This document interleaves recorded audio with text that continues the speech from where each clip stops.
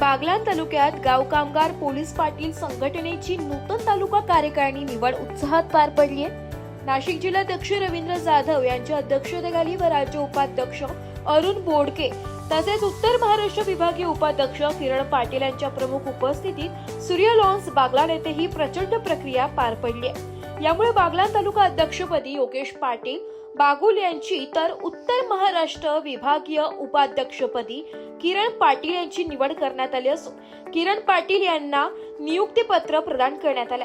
यावेळी नाशिक कार्याध्यक्ष महेंद्र भावरे, नाशिक सचिव मुकेश कापडी, निफाड तालुका अध्यक्ष विलास काळे आदी मान्यवर उपस्थित होते. सटाणा पोलीस स्टेशनचे पोलीस निरीक्षक योगेश पाटील व पोलीस उपनिरीक्षक बोरसे यांनी नवनिर्वाचित पदाधिकाऱ्यांचे अभिनंदन करत पोलीस पाटलांना मार्गदर्शन केले.